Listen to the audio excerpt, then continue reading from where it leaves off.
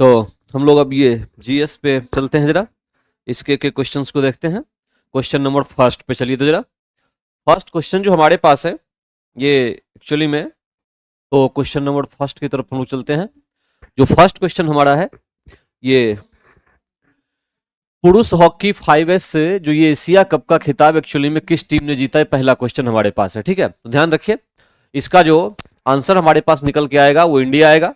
ठीक है, भारत ने ये पुरुष हॉकी एशिया कप का खिताब जीता। इसमें से उप विजेता जो है, उप विजेता ये पाकिस्तान था। इसका मतलब क्या हुआ? इसका मतलब हुआ कि पाकिस्तान को हराकर, ठीक है, भारत ने इस एशिया कप को जीता था। तो उप विजेता पाकिस्तान है और करेक्ट आंसर इसका फर्स्ट का करेक्ट आंसर हमारे पास है ए। फर्स्ट का जो करेक्ट आंसर है ये हमारे पास है ए। ठीक है, उसके बाद आते हैं नेक्स्ट क्वेश्चन नंबर 2 की ओर। सेकंड क्वेश्चन है, किस भारतीय अमेरिकी को अमेरिकी राष्ट्रपति द्वारा राष्ट्रीय प्रौद्योगिकी और नवाचार पदक से सम्मानित किया गया है? जो प्राइज दिया गया है वो है राष्ट्रीय प्रौद्योगिकी, नेशनल टेक्नोलॉजी और इनोवेशन मेडल। नेशनल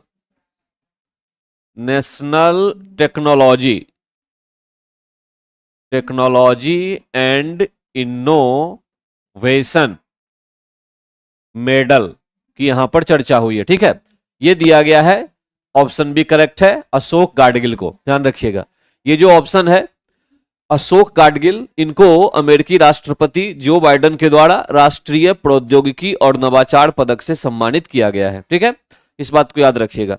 इसमें एक एक्स्ट्रा क्वेश्चन में बता दूं कि जो प्रेसिडेंट है आपके, प्रेसिडेंट जो यूएसए के होते हैं, इनका टर्मिनोलॉजी भी क्वेश्चन कभी कभी आता है। वो 4 इयर्स, 4 वर्ष का होता है, 4 वर्ष के लिए चुने जाते हैं, याद रखना है इसको। ठीक है, और इसमें से दूसरी बात यह भी याद रखना है कि हमारे यहां जैसे नहीं होते, यहाँ पे हमारे यहां क्या होता है कि एक व्यक्ति प्रेसिडेंट के पोस्ट चाहे चुना जा सकता है, और यूएसए में ऐसा नहीं है।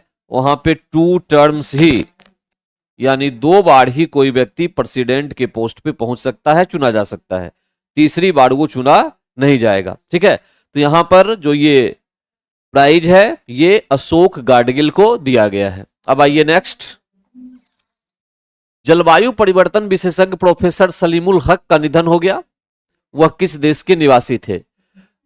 सीधा सीधा आंसर याद रखना, वो बांग्लादेश के निवासी थे। जलवायु परिवर्तन विशेषज्ञ प्रोफेसर सलीमुल हक, नाम को याद रखना है। सलीमुल हक जो थे ये बांग्लादेश से संबंधित थे और इनका हाल फिलहाल में निधन हुआ है। काफी फेमस ये पर्सनालिटी थे, जलवायु परिवर्तन से संबंधित थे, ये विशेषज्ञ थे। जलवायु परिवर्तन पर कुछ चर्चा अगर हम लोग कर लें तो ये क्लाइमेट चेंज इंग्लिश में कहलाता है। जलवायु परिवर्तन होता क्यों है? जलवायु परिवर्तन क्यों, किस कारण से होता है? तो ये होता है ग्लोबल वार्मिंग के कारण से। ग्लोबल वार्मिंग, जिसको वैश्विक तापन के नाम से जाना जाता है, वैश्विक तापन। ठीक है, ग्लोबल वार्मिंग का एक्चुअल मतलब क्या होता है? पृथ्वी के औसत तापमान में वृद्धि। पृथ्वी के किसी एक जगह पर जो है, एक क्षेत्र में टेम्परेचर बढ़ा वो अलग, ये जो है होल अर्थ के टेम्परेचर को इंक्रीज करवाने का कंसेप्ट ग्लोबल वार्मिंग है। ठीक है, पूरी पृथ्वी का तापमान बढ़ जाना। और ये ग्लोबल वार्मिंग क्यों, इसका कारण क्या वजह है कि ये पृथ्वी के औसत तापमान में वृद्धि होती है? तो इसका कारण होता है ग्रीन हाउस गैस में वृद्धि। ग्रीन हाउस गैस को क्या कहते हैं? हरित गृह गैस भी कहते हैं, हरित गृह गैस, है ना। इसमें अगर वृद्धि हो जाए तो उस परिस्थिति में क्या होगा कि जो पृथ्वी का औसत तापमान है वो बढ़ जाएगा, है। क्योंकि ये ग्रीन हाउस गैस क्या करते हैं, सन की जो उष्मा है जो पृथ्वी पर आती है उसको वो फिर बाहर निकलने से रोकते हैं और पृथ्वी के वातावरण में ही बना के रखते हैं। अब कभी कभी क्वेश्चन ये भी आ सकता है कि ग्रीन हाउस गैस के एग्जाम्पल क्या, उदाहरण, तो ग्रीन हाउस गैस के उदाहरण जैसे CO2, CH4 methane, CFC chlorofluorocarbon, carbon monoxide, nitrogen dioxide, water vapour यानी वाष्प, ये सभी जो एग्जाम्पल्स होते हैं ये सभी ग्रीन हाउस गैस के होते हैं। इनकी मात्रा अगर बढ़ जाए वायुमंडल में तो पृथ्वी से निकलने वाली जो उष्मा होगी वो अंतरिक्ष में नहीं जा पाएगी, पृथ्वी के वातावरण में ही रह जाएगी, जिससे पृथ्वी का तापमान बढ़ जाएगा, जिसको ग्लोबल वार्मिंग कहेंगे। और वो ग्लोबल वार्मिंग का कई प्रभाव होता है, उसमें एक प्रभाव होता है जलवायु परिवर्तन, एक प्रभाव जलवायु परिवर्तन होता है। तो इस तरह से जो भी जलवायु परिवर्तन के एक विशेषज्ञ थे जाने माने सलीमुल हक, ये बांग्लादेश के थे जिनका निधन हुआ, और उससे रिलेटेड इतने पॉइंट्स को आप याद रखेंगे। अब चलते हैं क्वेश्चन नंबर नेक्स्ट यानी 4 की ओर। खेलो इंडिया पैरा गेम्स 2023 का शुभंकर क्या है? देखिए, खेलो इंडिया पैरा गेम्स जो है इसका फर्स्ट ही एडिशन हुआ है, फर्स्ट एडिशन शुरू किया गया है, ये दिल्ली में था। ठीक है, दिल्ली के अलग अलग स्टेडियम में इसको पूरा किया गया। उज्ज्वला इसका शुभंकर था, उज्ज्वला, तो करेक्ट आंसर हमारे पास सी आया। और इसमें हरियाणा राज्य को सबसे अधिक मेडल प्राप्त हुआ, तो जीत किसको मिली? हरियाणा राज्य को मिली। कहां हुआ? दिल्ली में। और इसका शुभंकर क्या है? उज्ज्वला है। खेलो इंडिया ये पैरा गेम्स है, ठीक है। इस तरह से खेलो इंडिया यूथ गेम्स भी होता है हमारे देश में, खेलो इंडिया यूथ गेम्स ये भी होता है, ठीक है। ये हाल फिलहाल तमिलनाडु में हुआ है, तमिलनाडु, और इसमें महाराष्ट्र को फर्स्ट पोजीशन दिया गया है, फर्स्ट पोजीशन मिला है, महाराष्ट्र को फर्स्ट पोजीशन प्राप्त हुआ है, सबसे अधिक मेडल इसे मिले हैं। तो इस तरह से इन दोनों पॉइंट्स को आप याद रखेंगे। अब आते हैं नेक्स्ट क्वेश्चन नंबर 5 की ओर। किस ब्रिटिश भारतीय संगीतकार को 2024 बुकर पुरस्कार निर्णायक पैनल में शामिल किया गया है? देखिए, बुकर पुरस्कार जो है ये एक अंतरराष्ट्रीय प्राइज है, इंटरनेशनल प्राइज है, इंटरनेशनल प्राइज होता है, काफी प्रतिष्ठित प्राइज होता है, ब्रिटेन के द्वारा ये दिया जाता है। तो उस कंडीशन में ब्रिटेन की संस्था इसको देती है, तो हां जो पैनल होगा जो ये चुनेगा कि कौन से व्यक्ति को दिया जाए, पूछा जा रहा है उस पैनल में किस एक ब्रिटिश भारतीय संगीतकार को शामिल किया गया है, ठीक है। तो जिस भारतीय संगीतकार को शामिल किया गया उनका नाम है नितिन स्वैनी, नितिन स्वैनी। तो यहां पे करेक्ट आंसर होगा अमिताभ घोष, किरण देसाई, सलमान रुश्दी, तीनों ऑप्शन नहीं, तो करेक्ट आंसर हो जाएगा ई, ठीक है, इसमें से कोई नहीं। और जो आंसर आपके पास आया वो नितिन स्वैनी का आया, याद रखिएगा, नितिन स्वैनी ये भारतीय ब्रिटिश साहित्य संगीतकार हैं, ठीक है। और इनको जो है इस जज के पैनल में शामिल किया गया है कि किनको बुकर प्राइज दिया जाए चुनने के लिए। नेक्स्ट पॉइंट, किस खिलाड़ी ने नेशनल बैडमिंटन चैंपियनशिप 23-24 में पुरुष एकल का खिताब जीता है? ठीक है, पुरुष एकल का खिताब जीतने वाले हैं चिराग सेन, करेक्ट आंसर है बी। नेशनल बैडमिंटन चैंपियनशिप 23-24 में पुरुष एकल का खिताब जीतने वाले हमारे पास जो हैं वो चिराग सेन हैं। और अनमोल खड़ब, अनमोल खड़ब या खड़ब जो है ये वुमेन सिंगल में खिताब जीतने वाली है। तो यहां पे ध्यान रखिएगा, यहां पूछा जा रहा है नेशनल बैडमिंटन चैंपियनशिप में एकल पुरुष खिताब या पुरुष एकल खिताब, वो तो चिराग अनमोल हो गए। और महिला एकल खिताब अगर पूछे तो वो हो जाएगा अनमोल खड़ब, ठीक है। वुमेन सिंगल, महिला एकल खिताब, महिला एकल खिताब इसी बैडमिंटन चैंपियनशिप में जीतने वाली अनमोल खड़ब थी, ठीक है। आगे चलिए नेक्स्ट, वर्ष 22-23 के लिए पुरुष वर्ग में सर्वश्रेष्ठ अंतरराष्ट्रीय क्रिकेटर का पॉली उमरिगर अवार्ड किसे प्रदान किया गया। एक तो क्वेश्चन ये बनेगा कि ये अवार्ड देता कौन है। हमारे देश में एक संस्था है बीसीसीआई, जो क्रिकेट से रिलेटेड है और क्रिकेट के सारे एडमिनिस्ट्रेशन प्रशासन को देखती है, उसी के अंडर सारे क्रिकेट से संबंधित सब कुछ होता है। तो उसके द्वारा ये पॉली उमरिगर अवार्ड दिया जाता है और ये सबसे लास्ट में दिया गया है अभी शुभमन गिल को। 22-23 का जो ये पॉली उमरिगर अवार्ड है ये शुभमन गिल को दिया गया है। ठीक है, ये तो पुरुष वर्ग का सर्वश्रेष्ठ अंतरराष्ट्रीय क्रिकेटर, ठीक है यहां पे। और अगर यही पूछ दे महिला वर्ग में सर्वश्रेष्ठ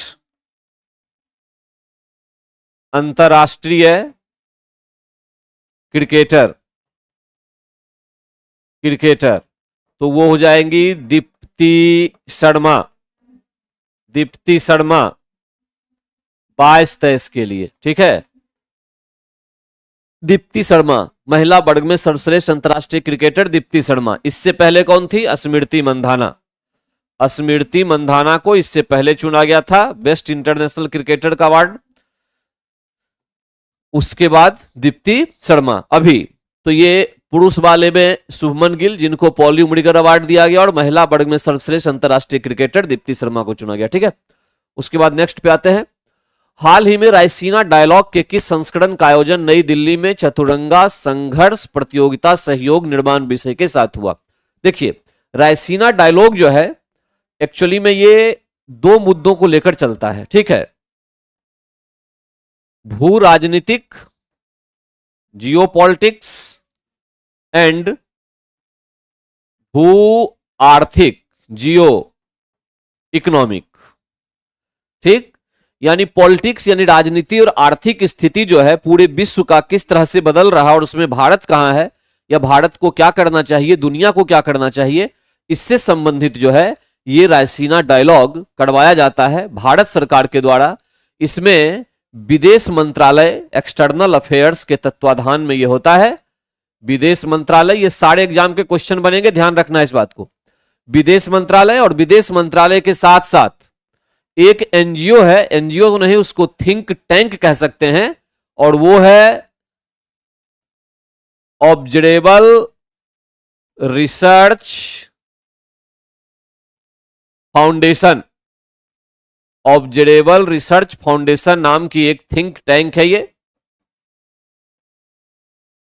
थिंक टैंक मतलब काफी प्रबुद्ध और पढ़े लिखे विचारशील लोगों का समूह जो होता है वो थिंक टैंक के नाम से जाना जाता है। काफी अधिक संख्या में लोग इसमें मिले होते हैं और ये अलग अलग मुद्दों पर विचार विमर्श करके सरकार को भी सलाह देते हैं, ठीक है, किस तरह से पॉलिसी बनाई जाए, नीति बनाई जाए। तो उससे संबंधित ये फाउंडेशन है। इसके साथ मिलकर विदेश मंत्रालय रायसीना डायलॉग को करता है। दिल्ली में ये होता है, ठीक है, न्यू दिल्ली में। और ये जियो पॉलिटिक्स और जियो इकोनॉमिक्स भू राजनीतिक और भू आर्थिक मुद्दों को बेसिकली फोकस करते हुए काम करता है। इसका वर्तमान में भी 9वां संस्करण किया गया था। वर्तमान में संस्करण कौन सा हुआ? 9th। रायसीना डायलॉग का अभी वर्तमान में 9th संस्करण कंप्लीट हुआ है। तो करेक्ट आंसर हो गया सी यानी 9th। अब आते हैं क्वेश्चन नंबर 9 पे। 1923 में हुए विधानमंडल के आम चुनाव में स्वराज पार्टी ने बिहार में विधानसभा के कितने सीटों पर विजय प्राप्त की थी? ये बिहार पॉइंट ऑफ व्यू से काफी इंपॉर्टेंट क्वेश्चन है और इसको रट के आपको रखना है कि टोटल जो सीट्स थे वो 8 स्वराज दल को मिले थे। ये आपको पता होगा कि जो स्वराज पार्टी है, ठीक है, इसका गठन, स्वराज पार्टी का गठन जो है ये 1923 में हुआ था, 1923 में हुआ था, जब असहयोग आंदोलन अचानक बंद कर दिया गया था महात्मा गांधी के द्वारा।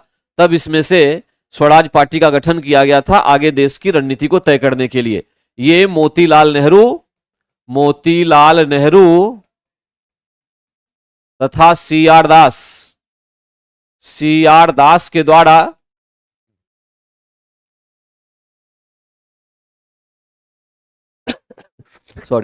मोतीलाल नेहरू और सी आर दास के द्वारा यह स्थापित संस्था थी स्वराज पार्टी। सी आर दास उसके अध्यक्ष हुआ करते थे और मोतीलाल नेहरू जो इसके सचिव हुआ करते थे। तो इस पार्टी ने फिर सेंट्रल लेजिस्लेटिव असेंबली जो है केंद्रीय विधानसभा, उसमें भी चुनाव लड़ा था और प्रत्येक राज्य की विधानसभा भी चुनाव लड़ा था। तो विधानसभा में, बिहार की विधानसभा में 8 सीटें इसको मिली थी, ठीक है। और उसके बाद सबसे बड़ी सफलता इस स्वराज पार्टी की ये थी कि केंद्रीय विधानसभा के लिए, जो देश की उस समय विधानसभा थी, केंद्रीय विधानसभा जैसे आज संसद है, इसके लिए स्पीकर के तौर पे विट्ठल भाई पटेल का चुनाव हुआ था, जो कि स्वराज पार्टी से ही संबंधित थे। स्वराज पार्टी की सबसे बड़ी सफलता यही थी कि केंद्रीय विधानसभा के जो अध्यक्ष थे, अध्यक्ष ये चुने गए थे जो व्यक्ति, उनका नाम विट्ठल भाई पटेल था और वो स्वराज पार्टी से ही संबंधित थे। ठीक है, तो करेक्ट आंसर आपके पास आ गया 9 का 8। बिहार विधानसभा में 8 यानी 8 सीट इसने जीती थी। अब आते हैं नेक्स्ट पॉइंट पे। इसमें सुमेलित करना है एक्चुअली में ब्रह्मा समाज से संबंध संस्था। ब्रह्मा समाज की स्थापना राजा राम मोहन राय ने की थी। राजा राम मोहन राय, इसमें तो कोई डाउट नहीं है। तो ब्रह्मा समाज की स्थापना राजा राम मोहन राय ने 1828 में की। ठीक है, देखिए जब राजा राम मोहन राय ने ब्रह्मा समाज की स्थापना की थी तो उनके साथ देवेंद्रनाथ टैगोर और केशव चंद्र सेन भी थे। ये दोनों व्यक्ति थे। ठीक है, उनके साथ जब राजा राम मोहन राय की मृत्यु हो गई तो इस ब्रह्मा समाज को आगे बढ़ाने का कार्य देवेंद्रनाथ टैगोर और केशव चंद्र सेन ने मिलकर किया। आगे वो लेके चले इसको, लेकिन दोनों के बीच आपस में विवाद हो जाने के कारण से केशव चंद्र सेन देवेंद्रनाथ टैगोर से अलग हो गए। तो देवेंद्रनाथ टैगोर का ब्रह्मा समाज वाला कंसेप्ट रहा ही, वो ब्रह्मा समाज को लेके रहे और केशव चंद्र उससे अलग होकर जिसकी स्थापना की वो आदि ब्रह्मा समाज था 1866। ठीक है, और बाद में यही आदि ब्रह्मा समाज फिर भारतीय ब्रह्मा समाज के नाम से जाना गया। भारतीय ब्रह्मा समाज के नाम से जाना गया। तो अगर वास्तव में देखा जाए तो केशव चंद्र सेन से ही संबंधित ये भी आना चाहिए और केशव चंद्र सेन से भी संबंधित ये आना चाहिए, लेकिन चूंकि आदि ब्रह्मा समाज जो है इसका नाम बदल के इन्होंने भारतीय ब्रह्मा समाज कर दिया, तो भारतीय ब्रह्मा समाज हम केशव चंद्र सेन लगा सकते हैं, कोई डाउट नहीं है। ब्रह्मा समाज ये राजा राम मोहन राय हो गया। ठीक है, और फिर देवेंद्रनाथ टैगोर को हम आदि ब्रह्मा समाज के साथ जोड़ सकते हैं। हालांकि स्थापना केशव चंद्र सेन ने की थी, कुछ हिस्से इसमें मिल गया होगा और फिर ये अलग हो गए। तो केशव चंद्र सेन भारतीय ब्रह्मा समाज, देवेंद्रनाथ टैगोर को आदि ब्रह्मा समाज लेके चल सकते हैं। राजा राम मोहन राय तो ब्रह्मा समाज थे ही थे। अब केशव चंद्र सेन के साथ आनंद मोहन बोस थे भारतीय ब्रह्मा समाज में, लेकिन आगे चल के फिर इन दोनों में विवाद हो गया और विवाद जब हो गया तो आनंद मोहन बोस इससे निकल गए और निकलने के बाद इन्होंने साधारण ब्रह्मा समाज की स्थापना की 1878 में। तो ये करेक्ट है, आनंद मोहन बोस साधारण ब्रह्मा समाज। तो कुल मिला के कॉम्बिनेशन क्या बन रहा? संबंध संस्था है ए राजा राम मोहन राय 1, आदि ब्रह्मा समाज देवेंद्रनाथ लगा सकते हैं बी का 2, सी भारतीय ब्रह्मा समाज केशव चंद्र सेन का 3 और साधारण ब्रह्मा समाज आनंद मोहन बोस डी का 4। तो करेक्ट आंसर हमारे पास आया ए। करेक्ट जो आंसर है वो हमारे पास आया ए। ठीक है, और ये ब्रह्मा समाज जो है इसमें एकेश्वरवाद पर काफी ध्यान दिया गया था कि एक ईश्वर की हमें आराधना करनी है और वो एक ईश्वर कौन थे? तो ब्रह्मा की आराधना करनी है। ठीक है, ब्रह्मा पर काफी अधिक जोर दिया गया था। ब्रह्मा समाज में एक बात और भी ध्यान रखना है कि उपनिषद जो है उसको ये अपना सबसे महत्वपूर्ण स्रोत मानते थे। ठीक है, उपनिषद को ये फिलोसफिकल स्टडी ऑफ वेदाज होता है। वेद की दार्शनिक व्याख्या, फिलोसफिकल स्टडी ऑफ वेदाज व्याख्या के लिए उपनिषद की रचना की गई थी। वेद की दार्शनिक व्याख्या के लिए उपनिषद की रचना की गई थी। तो इस तरह से करेक्ट आंसर हमारे पास 10 का क्या निकला? ए। आते हैं नेक्स्ट क्वेश्चन नंबर 11 की ओर। उसके पहले यहां पे जो है बीपीएससी शिक्षक भर्ती जो 3 है उसका पीआरटी 1 से 5 तक बेसिकली एक बैच स्टार्ट हो रहा है 24 अप्रैल 2024 को। ठीक है, और इसका ऑफर फी 499 रखा गया है, तो आप लोग इसको परचेज कर सकते हैं। ये काफी फास्ट वाला बैच होगा जिसमें आपको कंप्लीट करवाए जाएंगे वो सारे पॉइंट्स। ऐसे तो आपका कंप्लीट है लेकिन उसके बाद भी रिवीजन के तौर पे एक ये इंपॉर्टेंट फैक्टर रहेगा, तो इसको ध्यान में रखिएगा। ऑफर फी आपका 499 है और ये पीआरटी वालों के लिए सबसे इंपॉर्टेंट है। ठीक है, आगे चलिए क्वेश्चन नंबर 11 पे आते हैं। क्वेश्चन नंबर 11, क्वेश्चन नंबर जो 11 है वो क्या कहता है? आधुनिक युग का मनु किसे कहा जाता है? आधुनिक युग का मनु। मनु एक्चुअली में B.R. अंबेडकर को कहा जाता है, भीमराव अंबेडकर को। ठीक है, एक काफी शिक्षित और योग्य व्यक्ति थे भीमराव अंबेडकर। इनका योगदान समाज सुधार, दलित एवं पिछड़े वर्ग का उत्थान, इसके लिए इन्होंने हमेशा काम किया। उसके साथ साथ संविधान निर्माण में इन्होंने अपना महत्वपूर्ण योगदान दिया।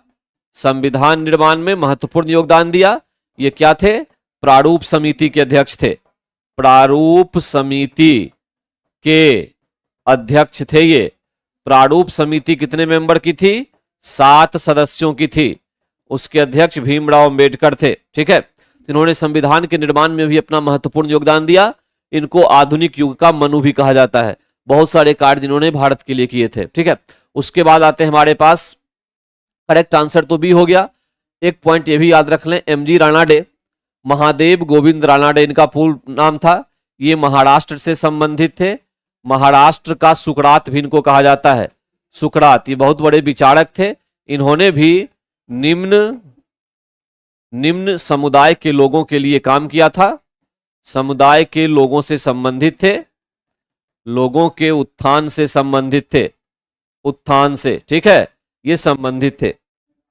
इन्होंने पूना सार्वजनिक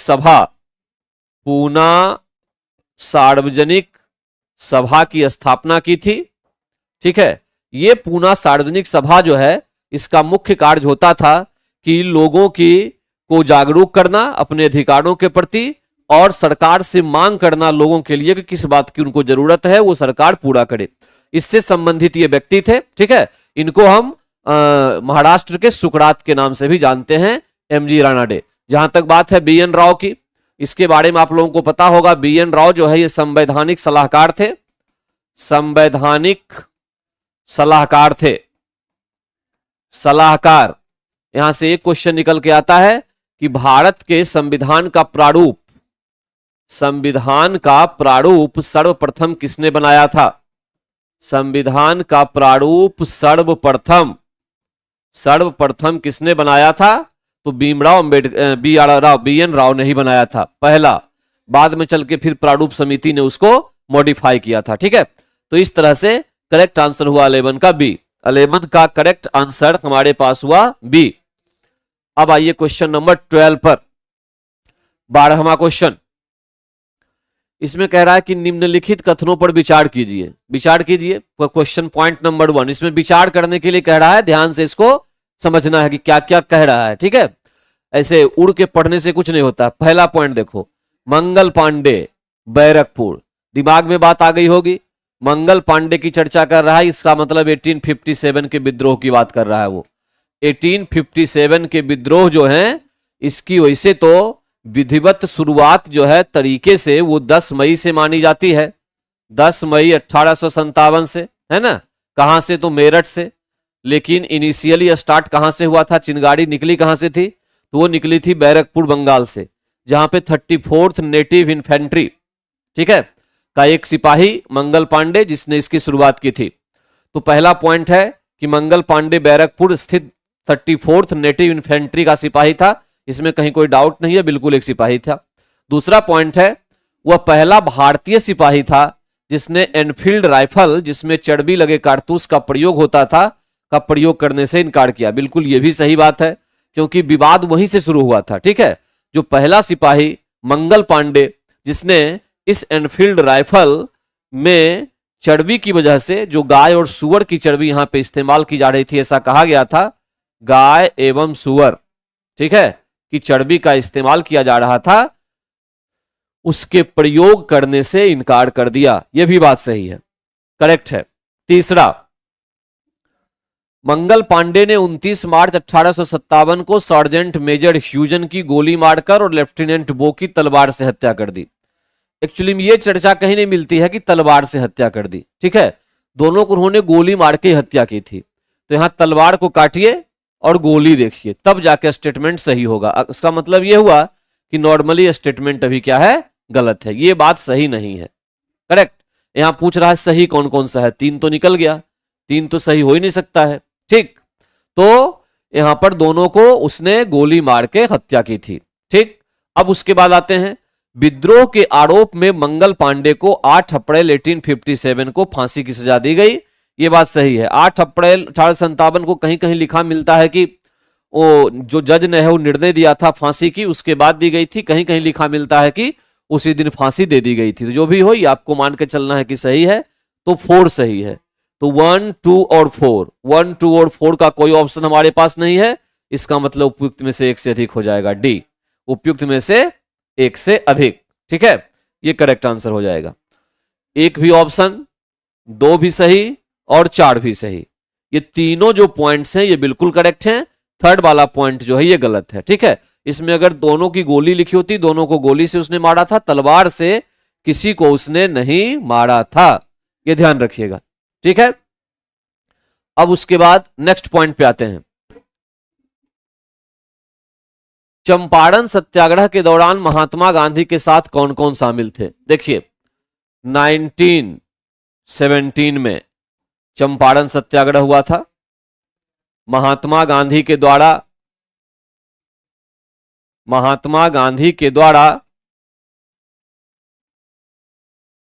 प्रथम प्रयोग भारत में ही किया गया, आंदोलन से संबंधित जैसा भी था।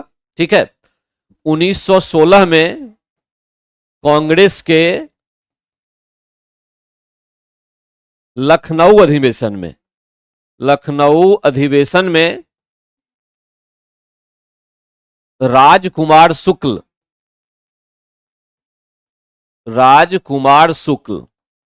ठीक है, के द्वारा गांधी जी को बिहार आने का निमंत्रण दिया गया था। बिहार का मतलब चंपारण आने का निमंत्रण दिया गया था। ठीक है, राजकुमार शुक्ल के द्वारा।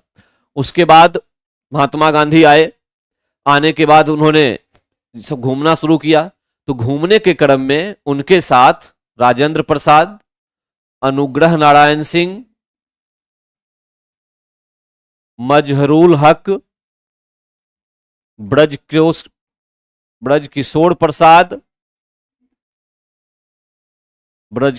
प्रसाद, धरणीधर, ऐसे लोग जो हैं वो उनके साथ थे। ठीक है, ये उनके साथ थे। उसके बाद क्या हुआ, एक समिति बनाई गई इस चंपारण सत्याग्रह को लेकर। जो समिति बनी उसके अध्यक्ष थे F. G. स्लाई। समिति का नाम क्या था?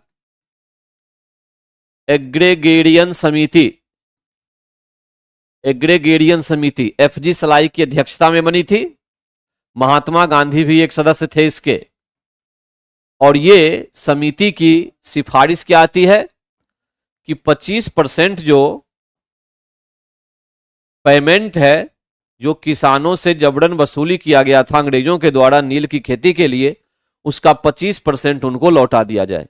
ये 25% आप याद रखेंगे, इस पे भी क्वेश्चन आने की पूरी संभावना होगी। 25% उनको लौटा दिया जाए। अब बात को समझ लीजिए। चंपारण सत्याग्रह का मेन जो मेन यहां पर फोकस है, जो लड़ाई थी, वो लड़ाई एक्चुअली में थी किस चीज के लिए? वो लड़ाई थी 3 कट्ठिया पद्धति के लिए। 1 बीघे में 3 कट्ठे पे नील की खेती करना अनिवार्य कर दिया गया था अंग्रेजों के लिए, और किसान इसके लिए राजी नहीं थे और उनसे जबरदस्ती करवाया जा रहा था। उपज हो नहीं हो, उनसे पैसे वसूल किए जा रहे थे। तो इन सब समस्या को लेकर ये चंपारण सत्याग्रह हुआ था। तो चंपारण सत्याग्रह का सीधा संबंध 3 कट्ठिया पद्धति से था। ठीक है, 3 कट्ठिया पद्धति से था। ठीक है, इसमें इस 3 कट्ठिया पद्धति को ऑब्जर्व करने के लिए, इसको रिव्यू करने के लिए जो समिति बनी, एग्रेडियन समिति, उसके अध्यक्ष F. G. स्लाई, जो रिपोर्ट आई वो कहता है कि 25% आपको लौटाना पड़ेगा। किसानों को लौटाया गया। ये गांधी जी की एक जीत थी। इसीलिए कहा जाता है कि महात्मा गांधी का जो चंपारण वाला था कंसेप्ट, वो बिल्कुल सफल रहा।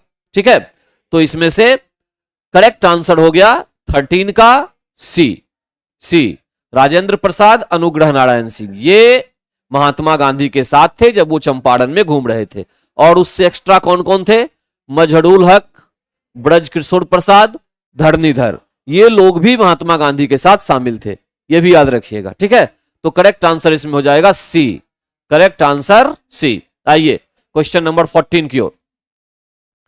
निम्नलिखित में से किन आंदोलन ने महिलाओं को घर की चारदीवारी से बाहर निकाला?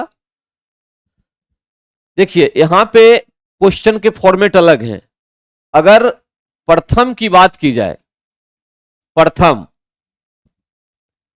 क्यों कौन सा आंदोलन था जिसने महिलाओं को घर की चारदीवारी से बाहर निकाला था?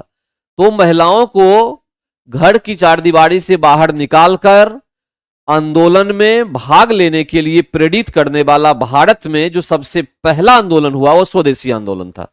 ध्यान रखिएगा। तो उस कंडीशन में तो फर्स्ट आंसर सही होना चाहिए, करेक्ट एक, यही एक सबसे इंपॉर्टेंट तो यह है। स्वदेशी आंदोलन यह हुआ था बंगाल विभाजन के विरोध में, बंगाल विभाजन है ना के विरोध में बंगाल विभाजन किया गया था कर्जन के द्वारा किया गया था। ये कब? 16 अक्टूबर 1905 को ये बंगाल विभाजन प्रभावी हो गया था। ठीक है, कर्जन के द्वारा किया गया था। तो इसके विरोध में जो है ये स्वदेशी आंदोलन की शुरुआत हुई थी। और इस स्वदेशी आंदोलन में सबसे पहली बार फर्स्ट टाइम जो महिला थी, वुमेन थी, इन्होंने भी जबरदस्त तरीके से भाग लिया, घरों से बाहर निकली और आंदोलन को इन्होंने चलाया था। तो उस कंडीशन में एक यही है। होम रूल आंदोलन में नहीं, असहयोग में बहुत कम, नहीं के बराबर। सविनय आंदोलन में भी थी महिलाएं, बहुत कम थी, नहीं के बराबर थी। लेकिन सबसे पहले स्वदेशी आंदोलन में ही आई थी। तो करेक्ट अगर आंसर निकाले हम यहां पर देखें 14 का, तो आंसर ई होना चाहिए, क्योंकि इसमें से वन ऑप्शन तो कहीं दिया हुआ है ही नहीं। एक करेक्ट आंसर देखें तो स्वदेशी आंदोलन यानी वन एक ही केवल होना चाहिए। लेकिन अगर वैसे हम देख लें इसमें से तो असहयोग आंदोलन भी एक हो सकता है, क्योंकि एक तो किसी और ऑप्शन में है नहीं, है ना, और एक के साथ 3 दिया हुआ है। असहयोग आंदोलन में थोड़ी बहुत संख्या में एक आध जगह पे कहीं पे, नहीं तो नहीं के बराबर आंदोलन में भाग लिया गया था। इसीलिए मैं इस ऑप्शन को काट रहा हूं और करेक्ट आंसर हम ई लगा रहे हैं। तो आपके पास करेक्ट आंसर लगाने के लिए है स्वदेशी आंदोलन फर्स्ट। ठीक है, होम रूल जो आंदोलन है ये 1916 के आसपास चला। 2 व्यक्ति इसमें फेमस हुए, एक बाल गंगाधर तिलक और दूसरा एनी बेसेंट। ठीक है, आयरलैंड की महिला थी ये एनी बेसेंट। तिलक का जो क्षेत्र था वो मुख्य रूप से महाराष्ट्र का क्षेत्र था और कुछ मध्य भारत का, महाराष्ट्र का, और शेष भारत जो था वो एनी बेसेंट के क्षेत्र में था। यानी भारत का एक बहुत बड़ा इलाके को कवर कर रही थी एनी बेसेंट।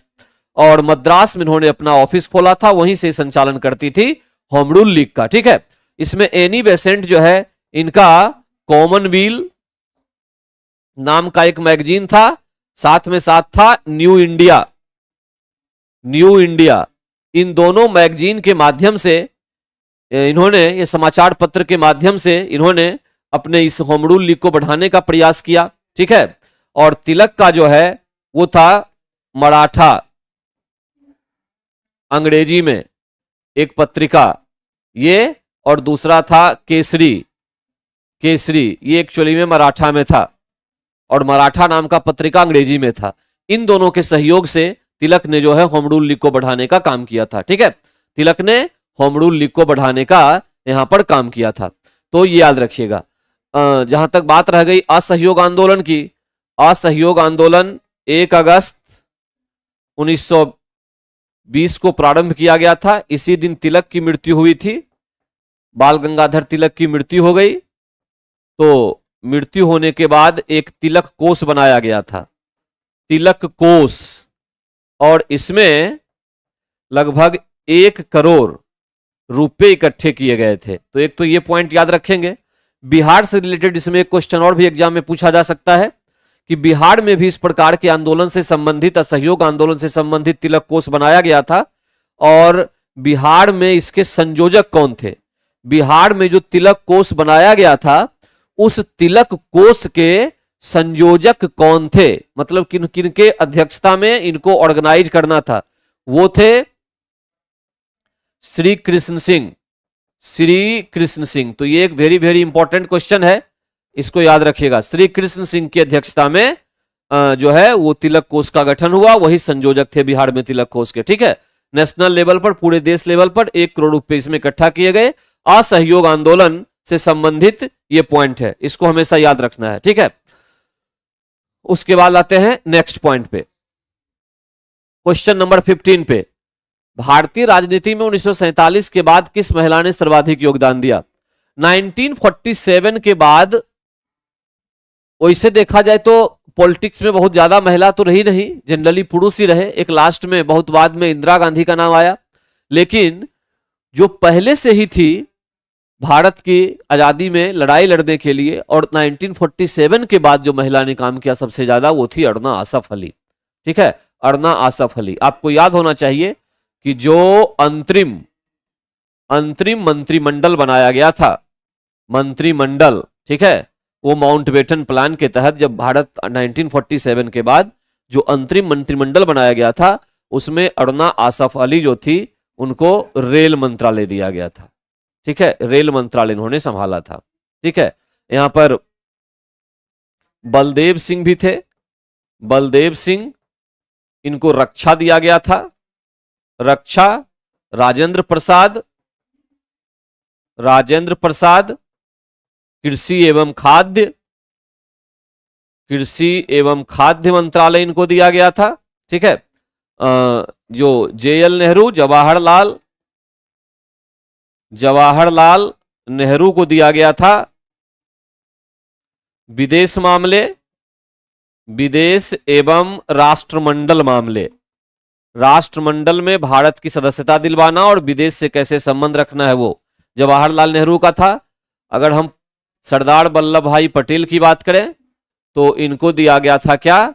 गृह यानी होम मिनिस्ट्री एवं सूचना प्रसारण मंत्रालय, सूचना प्रसारण का कार्यभार इनको संभालना था। तो ये सब अंतरिम मंत्रिमंडल के लोग थे। ठीक है, ध्यान रखिएगा। और उसमें अरुणा आसफ अली को रेल मिनिस्ट्री दिया गया था, अरुणा आसफ अली रेल मिनिस्ट्री इसमें दिया गया था। ठीक है, तो इस तरह से 15 के आगे चलते हैं 16 की ओर। क्वेश्चन नंबर 16, 1942 के क्रिप्स मिशन का एक महत्वपूर्ण पहलू था 1942 का क्रिप्स मिशन। देखिए, इस बात को ध्यान में रखिएगा।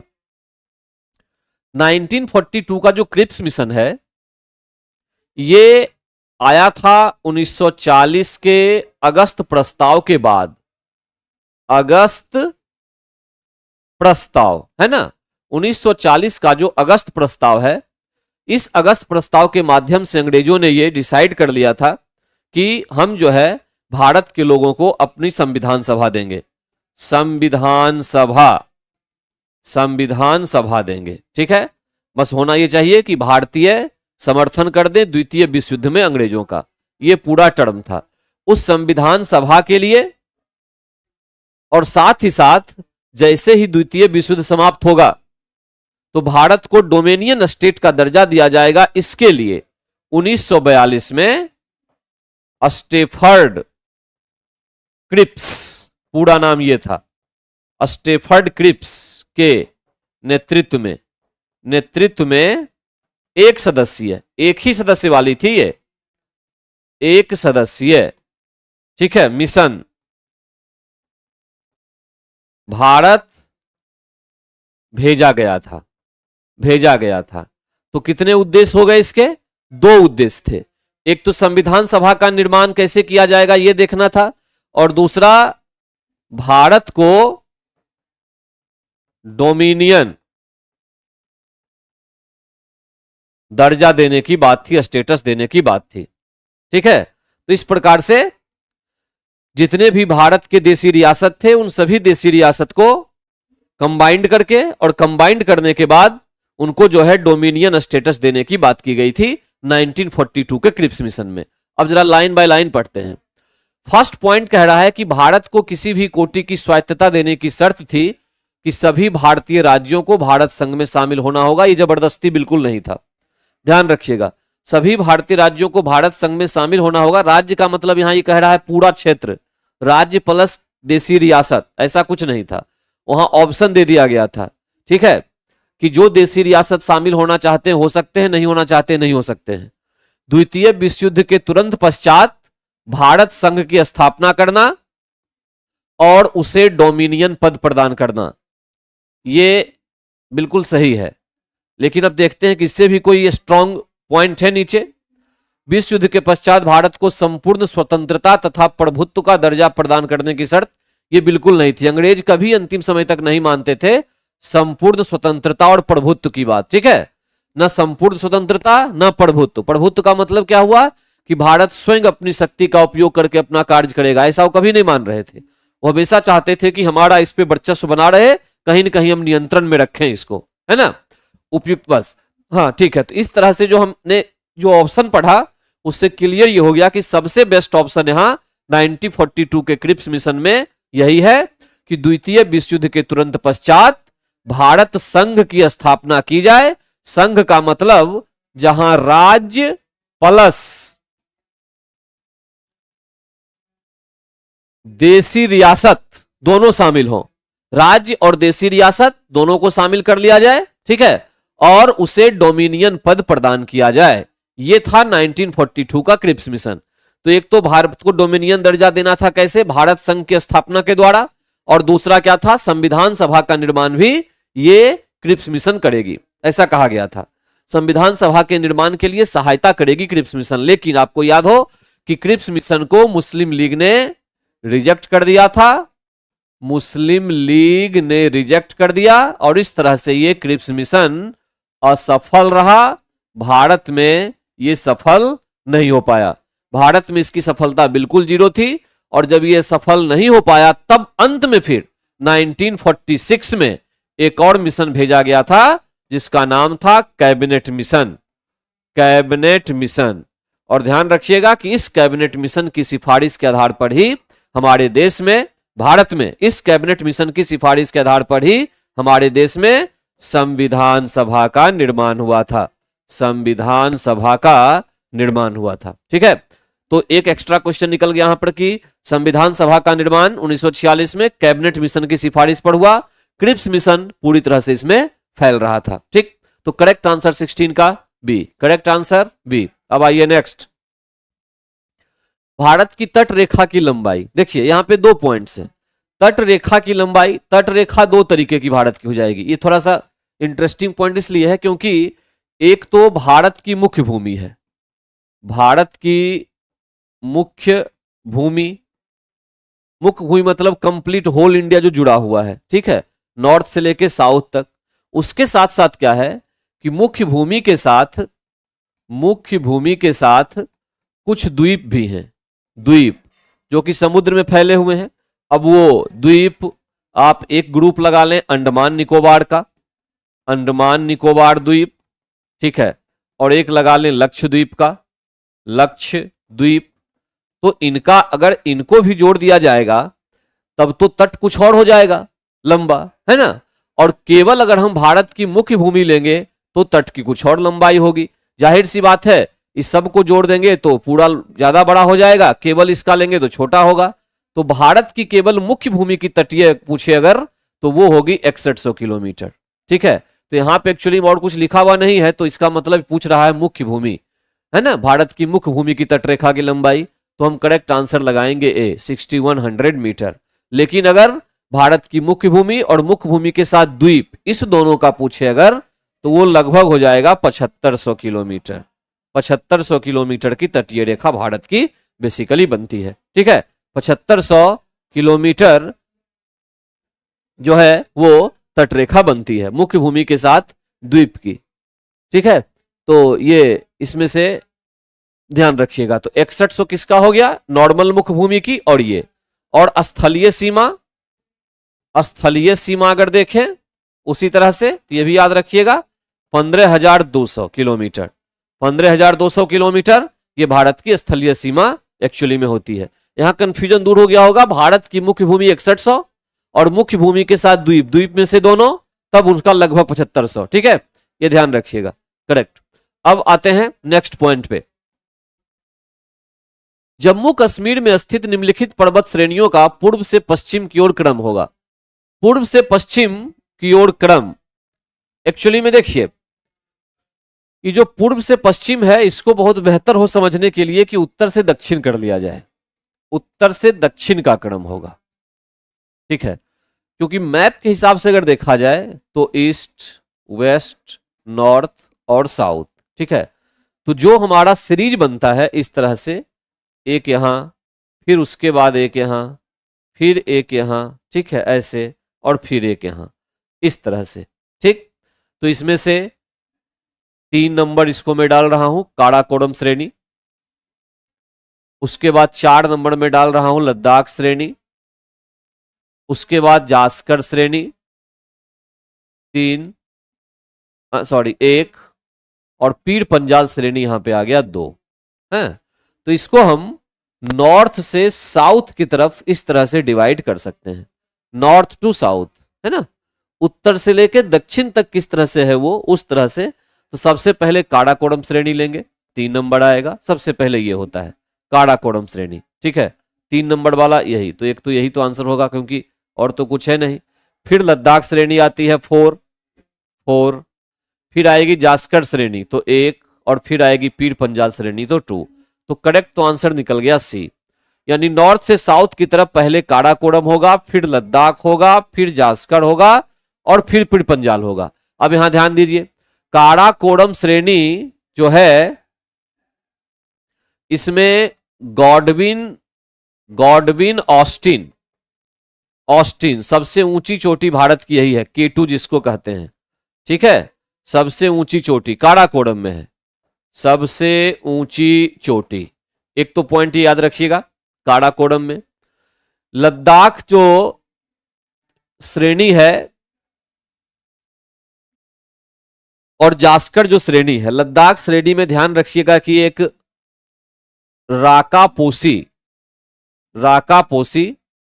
सबसे तीव्र ढाल वाली चोटी है, सबसे तीव्र ढाल वाली चोटी लद्दाख में, कहां, लद्दाख श्रेणी में है, इसको राकापोसी के नाम से हम लोग जानते हैं, सबसे तीव्र ढाल वाली। 2 पॉइंट हो गया, ठीक है।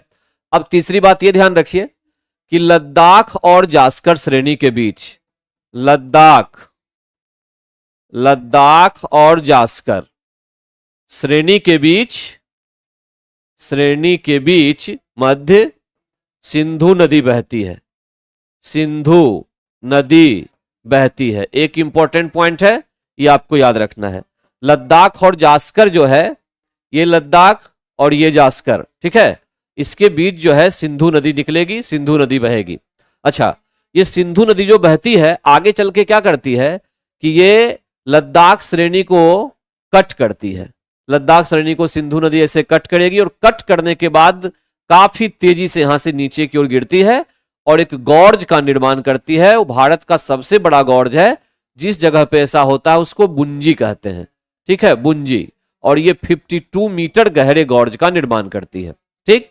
तो यहां पर क्या हो गया, सिंधु नदी बहती है, बुंजी में सबसे गहरे गॉर्ज, यानी लगभग 5200 मीटर, ठीक है, 5200 मीटर का निर्माण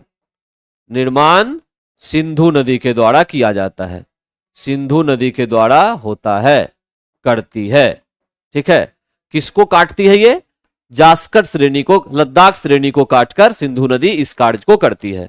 और सबसे अंतिम जो पॉइंट है ये मैं बता रहा हूं, उसको ध्यान में रखिएगा कि जास्कर, काराकोरम और लद्दाख ये तीनों जो श्रेणी है ये ट्रांस हिमालय का हिस्सा है, ट्रांस हिमालय या इसको तिब्बत हिमालय भी कहते हैं, तिब्बत हिमालय का हिस्सा है ये, ठीक है। लेकिन जो पीर पंजाल श्रेणी है, पीर पंजाल श्रेणी ये एक्चुअली में मिडल हिमालयाज का हिस्सा है, मिडल हिमालयाज, ठीक है, मध्य हिमालय का हिस्सा है ये, मध्य हिमालय का हिस्सा है पीरपंजाल। ठीक है, इतने पॉइंट्स आप याद रखेंगे तो क्वेश्चन यहां से निकल जाएगा। आइए नेक्स्ट पे 19, क्षिप्रा नदी निम्नलिखित में से किसकी सहायक नदी है? याद रखिएगा क्षिप्रा नदी एक्चुअली में चंबल की सहायक नदी है। ठीक है, चंबल जो है ये मालवा के पठार से निकलती है, मालवा पठार। ठीक है, जान पाव पहाड़ी से, जान पाव पहाड़ी कुछ इस तरह का नाम है, वहां से जो है ये चंबल निकलती है। तो चंबल की सहायक नदी ये क्षिप्रा है। ठीक है, गोदावरी की जहां तक बात है ये महाराष्ट्र त्र्यंबकेश्वर से निकलती है, त्र्यंबकेश्वर से, महाराष्ट्र के त्र्यंबकेश्वर से ये गोदावरी नदी निकलती है। इसकी कुछ जो सहायक नदी हैं वो है वेनगंगा, पेनगंगा, इंद्रावती, मनेर, ये कुछ महत्वपूर्ण नदियां हैं जो गोदावरी की सहायक नदी है। गोदावरी को दक्षिणी गंगा भी कहा जाता है, ये भी याद रखिएगा, दक्षिणी गंगा या बूढ़ी गंगा भी कहा जाता है, बूढ़ी गंगा के नाम से इसको जाना जाता है। दक्षिण भारत की सबसे बड़ी नदी मानी जाती है ये गोदावरी, दक्षिण भारत की सबसे बड़ी नदी। महानदी जो है ये अमरकंटक से निकलती है, अमरकंटक कहां? छत्तीसगढ़, छत्तीसगढ़ अमरकंटक। ठीक है, निकलती है। हीराकुद बांध जो है वो महानदी पे बनाया गया है, विश्व का सबसे बड़ा बांध है महानदी। ये जो है वृक्षीय प्रतिरूप के हिसाब से नदी फ्लो करती है, डेंड्राइट्स रूट्स के तहत। ठीक है, इस तरह से जो जड़ होती है पेड़ की फैली हुई, उस प्रकार से नदी ये फैलते हुए आगे की तरफ चलती है महानदी। वृक्षीय प्रतिरूप, प्रवाह प्रतिरूप के रूप में जानी जाती है महानदी। ठीक है, इतने पॉइंट्स को आप याद रखेंगे। आगे चलिए नेक्स्ट, यहां पर फिर वही जो एक से 5 तक का ये एक फास्ट ट्रैक लाया गया है बैच, ये ध्यान रखिएगा। इसमें से 24 अप्रैल 2024 से स्टार्ट होगा, 499 इसकी फीस है, और इसमें पूरा रिवीजन आपका शुरू से लेकर लास्ट तक होगा। जो भी आपने पढ़ा है नहीं पढ़ा है उस सब का रिवीजन इसमें करवाया जाएगा। तो अगर आप इससे इंटरेस्टेड हैं तो आप ऑफलाइन ऑफिस में भी आ सकते हैं और ऑनलाइन भी ऐप पे जाके इसकी पूरी जानकारी आप हासिल कर सकते हैं। ऑफर फी 499, 24 अप्रैल से स्टार्ट हो रहा है। ठीक है, इसको ध्यान में रखिएगा। पीआरटी से रिलेटेड ये पूरा का पूरा बैच होगा। अब आइए क्वेश्चन नंबर 20 की ओर। निम्नलिखित में से कौन सा युग्म सही सुमेलित नहीं है, ये पूछ रहा है नहीं? नहीं है। सरदार सरोवर बांध नर्मदा पर होता है, बिल्कुल सही है। तिलैया बांध बड़ाकर नदी को, यही गड़बड़ है। कोनार तिलैया बांध जो है ये एक्चुअली में बड़ाकर नदी पर है, बड़ाकर नदी। बड़ाकर नदी कहां है? तो झारखंड के कोडरमा जिले में बहती है, ये कोडरमा जिले में बहती है झारखंड के। ठीक है, बड़ाकर नदी वहां से संबंधित है तिलैया बांध। गांधी सांगड़ बांध ये चंबल नदी पर है, ये बिल्कुल सही है। तो इस तरह से करेक्ट यहां पे आंसर सुमेलित कौन नहीं है? बी सुमेलित नहीं है। इसमें 1-2 पॉइंट और, टिहरी बांध जो है ये भागीरथी नदी पर है, टिहरी बांध। ठीक है, शिव समुद्रम कावेरी नदी पर, शिव समुद्रम कावेरी नदी पर।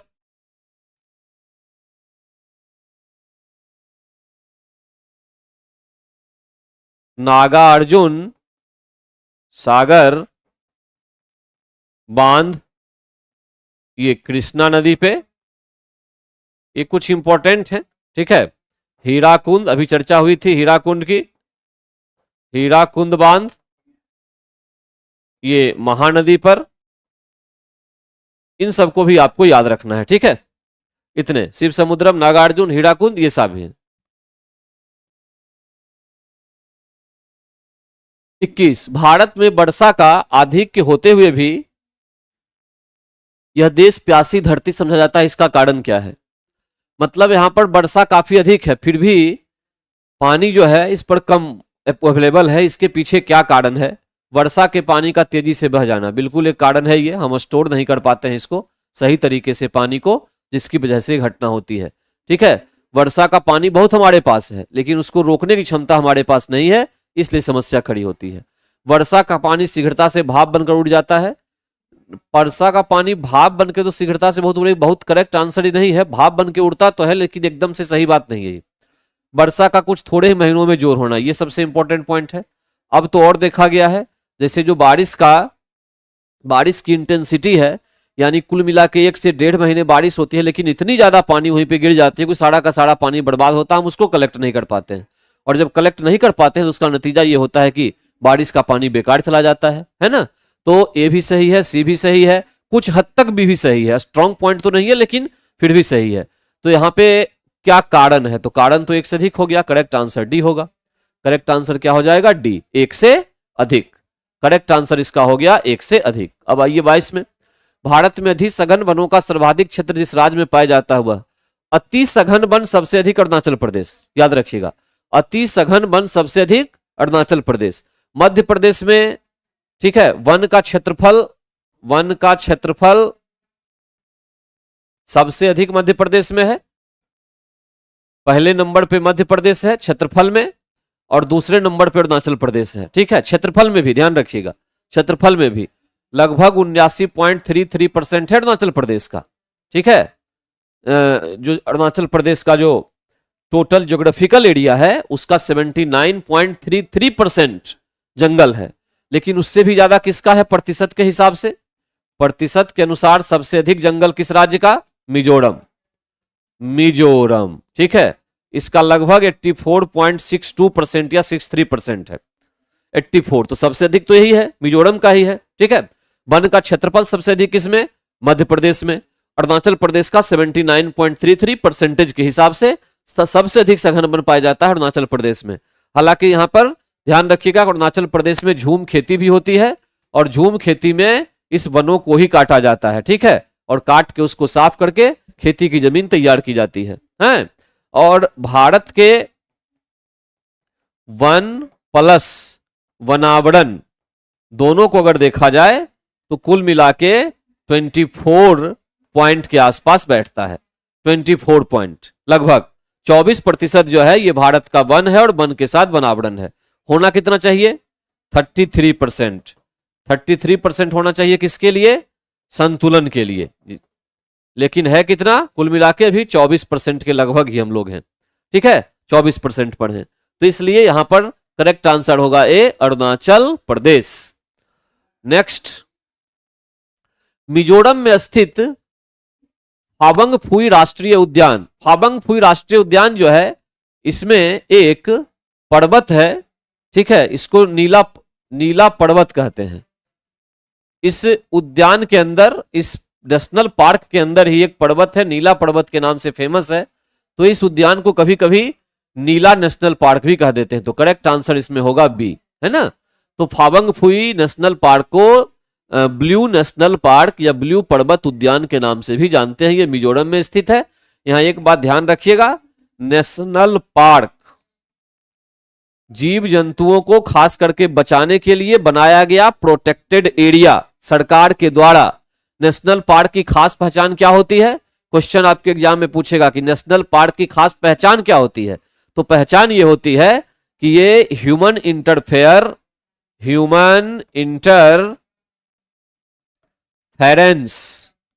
इज रिस्ट्रिक्टेड, यानी मानवीय हस्तक्षेप वर्जित होता है। हस्तक्षेप वर्जित होता है, मानवीय हस्तक्षेप होता है इसमें नहीं है। जिस क्षेत्र में को नेशनल पार्क सरकार घोषित करेगी वहां मानव का हस्तक्षेप नहीं होगा, केवल सरकार के कर्मचारी, सरकार के द्वारा जो आदेश दिया गया है उसी के अनुसार लोग उसमें जाएंगे। ये ध्यान रखिएगा, इसी को नेशनल पार्क के नाम से जाना जाता है। ठीक है, लाइफ सेंचुरी में ऐसा नहीं होता, उसमें लोग आ जा सकते हैं। ऑपरेशन फ्लड का संबंध किससे है? दुग्ध उत्पादन से। सीधा सीधा याद रखिएगा इसमें से, और कुछ है नहीं। ऑपरेशन फ्लड जो है जो शुरू किया गया था भारत में, इसका सीधा मतलब था दुग्ध उत्पादन। ठीक है, मिल्क का जो है प्रोडक्शन बढ़ाने के लिए ऑपरेशन फ्लड लाया गया था। अब उसके बाद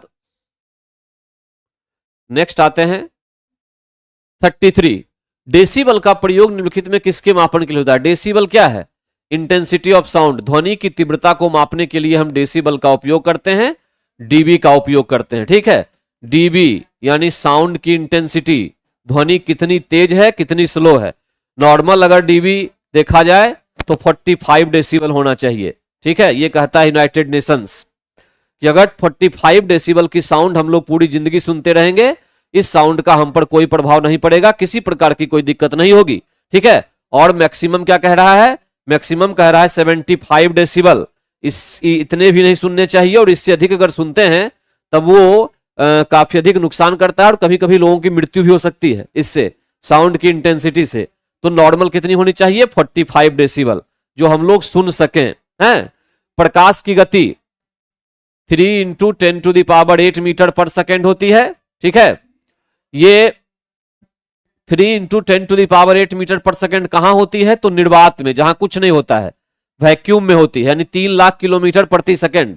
प्रकाश एक सेकेंड में 3 लाख किलोमीटर चलती है। ठीक है, प्रकाश की गति निर्वात में ये जो है ये सबसे तेज होगी, निर्वात में सबसे अधिक होगी, और सबसे अधिक कितनी, 3 लाख किलोमीटर प्रति सेकेंड। ठीक है, और इसके बाद एक पॉइंट है रेडियो तरंग। देखिए, रेडियो वेव्स जो होते हैं इसकी फ्रीक्वेंसी की चर्चा की गई है। Frequency of radio waves, question पूछेगा कि किस इंस्ट्रूमेंट से मापा जाता है। रेडियो वेव की फ्रीक्वेंसी को मापने के लिए जिस उपकरण का उपयोग होता है उसको वेव मीटर कहते हैं।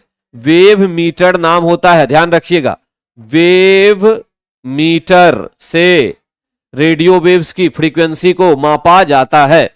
आगे नेक्स्ट क्वेश्चन नंबर 34, परमाणु के इलेक्ट्रॉनिक विन्यास यानी इलेक्ट्रॉनिक कॉन्फ़िगरेशन का फॉर्मूला 2n² में n एक्चुअली में किसको संदर्भित करता है, तो n ऑर्बिट को।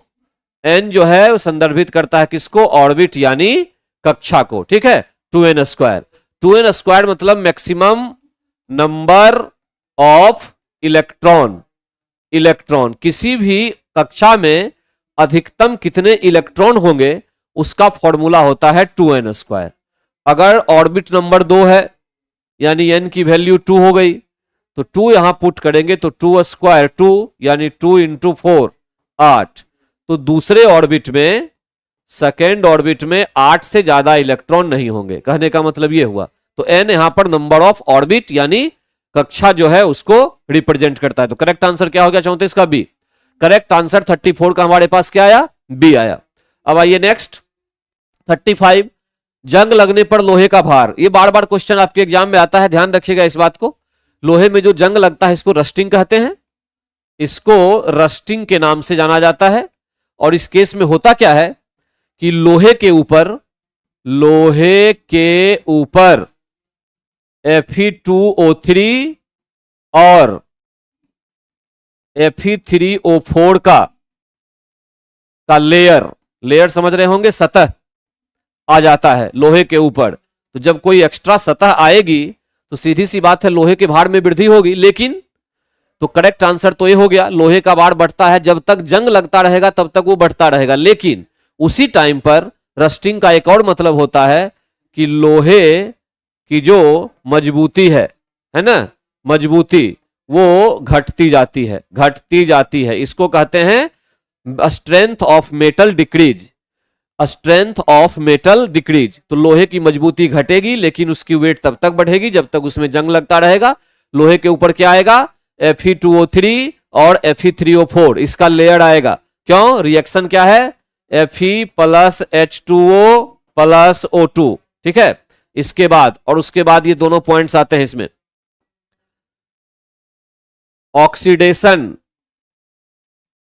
रिडक्शन, रिएक्शन का ये एग्जाम्पल होती है रस्टिंग किस प्रकार का उदाहरण है, तो ऑक्सीडेशन, रिडक्शन, ऑक्सीकरण, अवकरण अभिक्रिया का उदाहरण रस्टिंग होती है। ठीक है, अब आइए नेक्स्ट पॉइंट पे, किस वर्ग के पौधों में बीज बनते हैं परंतु बीज नग्न रूप में पौधे पर लगे रहते हैं। करेक्ट आंसर इसका होगा जिम्नोस्पर्म। देखिए, जिम्नोस्पर्म ऐसा होता है कंडीशन जिसमें कि ओवेरी जो होता है, ठीक है, ओवेरी, जिससे फल का विकास होता है, फल का निर्माण जो होता है वो ओवेरी से होता है। तो यहां ओवेरी जो है वो कंप्लीट कंप्लीट डेवलप्ड नहीं होता, डेवलप्ड नहीं होता है। तो जब कंप्लीट डेवलप्ड नहीं होता है तो उस कंडीशन में क्या होता है कि जो सीड्स होते हैं, जो बीज होते हैं, उनके ऊपर कवर नहीं आ पाता है, और कवर नहीं आने की वजह से ये जो है बीज नग्न रूप में दिखलाई पड़ते हैं, ओपनली दिखलाई पड़ते हैं। तो ये जिम्नोस्पर्म कहलाता है। इसका विपरीत एंजियोस्पर्म, एंजियोस्पर्म कहते हैं आवृत्ति बीजी, आवृत्ति बीजी, बीजी।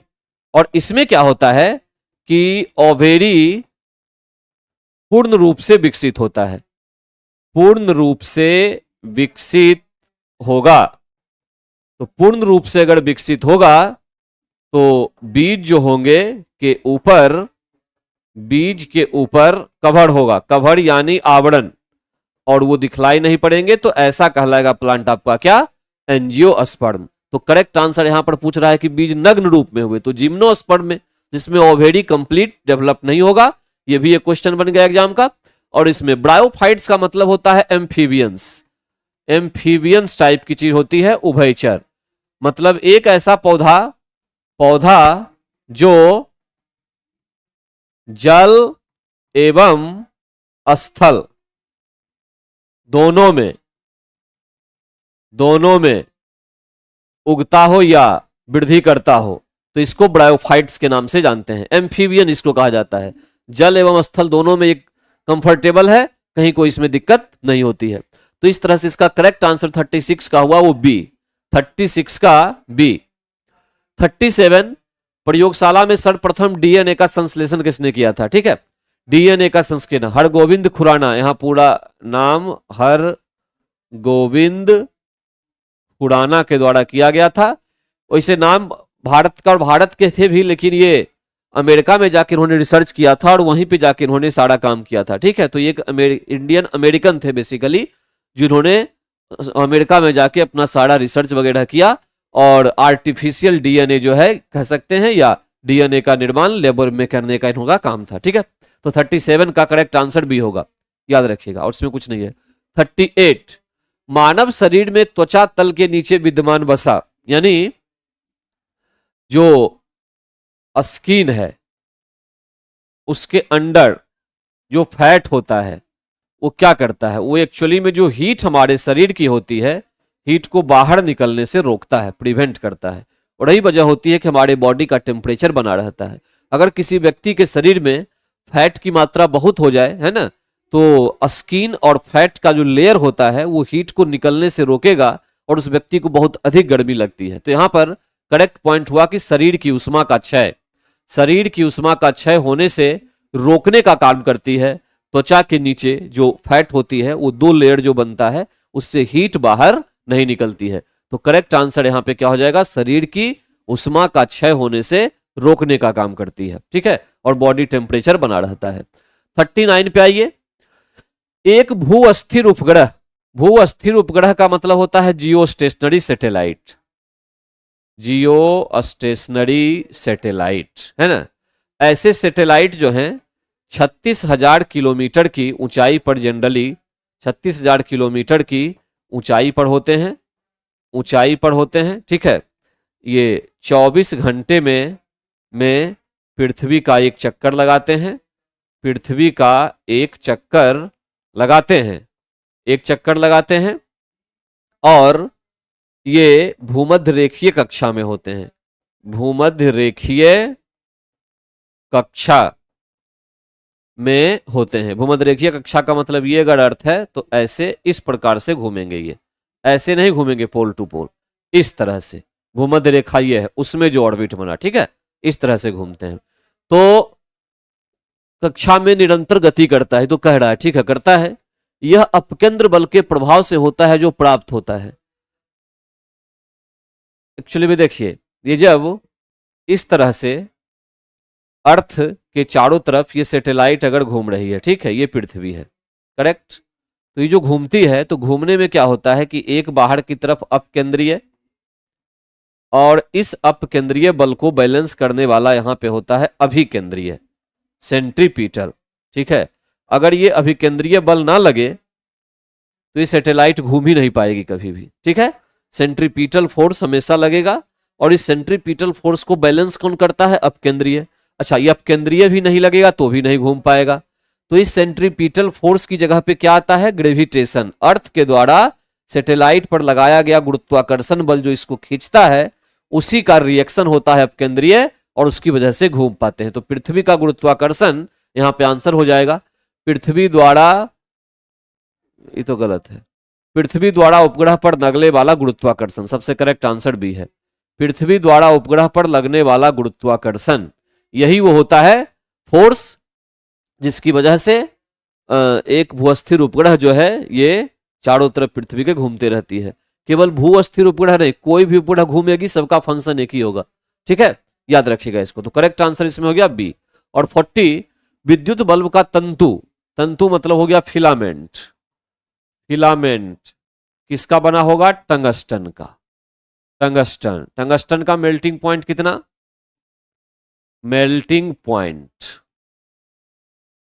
लगभग 3500 डिग्री सेंटीग्रेड, इतने पे जाके मेल्ट करेगा। ठीक है वो। और फिर ये बल्ब, बल्ब के अंदर जो गैस होगी ये आर्गन 93% प्लस नाइट्रोजन 7%। इतना तो बेसिकली आपको याद रखना है कि एक बल्ब में ये सब होता है। ठीक है, क्या? Argon 93%, nitrogen 7%। ठीक है, फिलामेंट टंगस्टन का, मेल्टिंग पॉइंट 3500। तंतु धारा प्रवाहित करने से चमकने लगता है। चमकने इसलिए लगता है क्योंकि जो ये फिलामेंट है, इस फिलामेंट का रेजिस्टेंस यानी प्रतिरोध, प्रतिरोध रेजिस्टेंस ये काफी हाई होता है, हाई होता है। अधिक प्रतिरोध की वजह से क्या होता है कि जो करंट फ्लो करती है तो इलेक्ट्रॉन आपस में, इसके भी, फिलामेंट के भी, और जो वायर का इलेक्ट्रॉन है करंट का, वो दोनों आपस में कोलाइड करते हैं, टकराते हैं, और उससे जो है ये चमक यहां पर निकलती है बेसिकली। ठीक है, तो यहां पर तंतु का प्रतिरोध तार के अपेक्षा अधिक होता है ना। ये सबसे करेक्ट आंसर है सी, जिसकी वजह से नॉर्मल जो वायर है उसमें जो करंट फ्लो करता है वो वायर नहीं चमकता, जबकि उसी की तुलना में जो फिलामेंट है बल्ब का वो चमक जाता है, क्योंकि काफी अधिक वो चमकीला होता है, ब्राइट होता है, क्योंकि रेजिस्टेंस की वैल्यू जो होती है वो फिलामेंट में ज्यादा होती है। अगर कोई ऐसा फिलामेंट बल्ब का यूज किया जाए जिसमें रेजिस्टेंस को बहुत कम रखा जाए, प्रतिरोध को कम रखा जाए, तो उस कंडीशन में ये नहीं चमकेगा और बल्ब बिल्कुल नहीं जलेगा, बिल्कुल कम सम जलेगा। ठीक है, नहीं के बराबर रोशनी देगा। तो करेक्ट आंसर इसका हो गया सी। तो आज की जो डिस्कशन थी यहीं पे कंप्लीट होती है। ठीक है, अगले क्लास में जब हम लोग आएंगे तो फिर एक और डिस्कशन को सेट 3 को लेकर उसके साथ आएंगे। तब तक के लिए थैंक यू वेरी मच।